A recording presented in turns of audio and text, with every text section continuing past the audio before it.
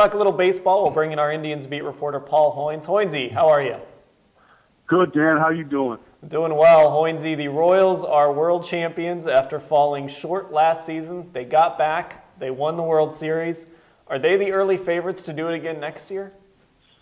Well, I guess, they've got to be among the favorites. They're going to lose some people free agent-wise. They've lost, I don't know. They've had a bunch of guys declare free agency. I don't know if they'll get them all back, but, Alex Gordon, Rios is gone, Johnny Cueto, Chris Young, and Jeremy Guthrie. So that's a pretty big chunk out of that championship team. So, it's still a very, very good club, especially position player-wise, but you wonder how they're going to put that rotation back together.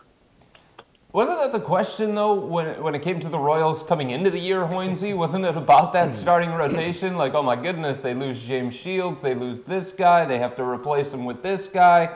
And yet, even in the regular season, when the starting pitching struggled, the Royals had one of the best records in all of baseball, and then they get into the postseason, and even though they didn't have a guy like Jacob deGrom and Syndergaard and Matt Harvey, it didn't seem to matter all that much. Yeah, that's right. They can play that 5-inning game, maybe 6-inning game, because their bullpen is so strong. Even, when they lose Greg Holland, their closer at the end of the year, Wade Davis just stepped in and, didn't miss a beat on that. So, that's one of the ways, that's one of the ways they kind of protected that rotation from getting, overexposed. And the other is just their offense. It's just, it's just a great, I think they were like maybe 13th, 14th, right at the bottom of the American League rankings in home runs, but, they still scored a bunch of runs. They led the league, I think, in batting average. And they just, every manager I've ever covered has talked about, we've got to have a lineup that goes 1 through 9, and the Royals are that lineup. The Indians, of course, don't really have a lineup right now that goes 1 through 9. They declined the option on Ryan Rayburn as well, one of their players who they used him in a platoon a little bit. He was a little up and down with the team, some good, some bad. Are you surprised that they decided not to bring him back next year, or could they still bring him back? I guess they could still bring him back, but I doubt that, Dan. Usually when these guys, let a guy go, they let him go. And I think it's kind of a mutual agreement. I think, Rayburn is going to be an attractive guy. I think he's going to be a lot like David Murphy, how he could fit into a contending club, just doing what he did last year or this past season, hitting lefties, coming off the bench. He's one of those rare guys that can sit 5, 6, 7 games and come off the bench and swing the bat and swing it with authority. So, I don't think he'll have any trouble getting a job. And, I can see it from the Indians' point of view. He's 34. He'll play next year, probably around, he'll play at 35 next year.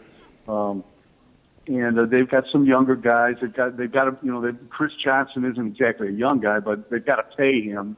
He's on the roster. He's got a 2-year deal for a lot of money. So I would think they want to play him. He hits lefties. Jerry Sands is still an option. He could platoon in right field, and he swings the bat well against lefties. So they've got some coverage there. But not in Johnson's instance, but with Sands at less dollars. Hoynesy, as the World Series was going on, there was so much conversation about Royals general manager Dayton Moore. Obviously, he was the guy that pulled off the Greinke trade that brought Alcides Escobar and Lorenzo Cain. He was the guy that drafted Mike Moustakas, the guy responsible for Eric Hosmer. He was willing to trade a prospect in Will Myers to get James Shields and Wade Davis. And then, of course, he went for it at the trade deadline with Johnny Cueto and Ben Zobrist. When we think about the Indians, obviously Chris Antonetti is going to be responsible for acquiring the talent, but who is Mike Chernoff, and what kind of role is he going to have in this organization moving forward? Well, as you know, he just got promoted to general manager. Mm-hmm. That's kind of like a paper move, I think.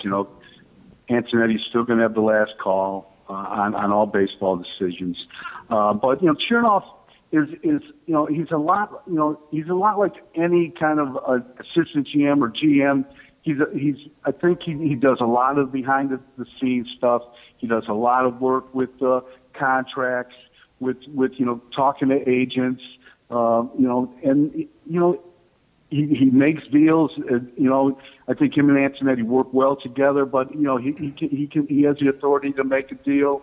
I think that obviously Antonetti has the final say, but it's like any partnership. I think they both are kind of up to it in their elbows, and what one guy, if a deal is made, I think it has the fingerprints of both of them on it. Hoynesy, when you look ahead to 2016 and this current Indians roster, who do you think is the most important player? The most important player on this roster, I've got to think it's probably Corey Kluber. Second in innings pitched, third in strikeouts, third in WHIP last year, even though he lost 16 games. Can he turn it? Can he? I don't know if you have to turn it around, but can he be more fortunate and win? At least get back to 500, at least get back to a winning record. Because if you look at it, if he pitches anywhere close to his Cy Young form, the Indians have probably reached the postseason because Carrasco and Salazar each won 14 games, and they had great late season contributions from Tomlin and Anderson, and if Kluber was more fortunate, and he obviously run support hurt him, if he could have won 15 games, who knows what difference that would have made. All right, Paul Hoynes, our Indians beat reporter. I'm sure we'll talk to you a number of times over this offseason. Hoynesy, thanks for the time.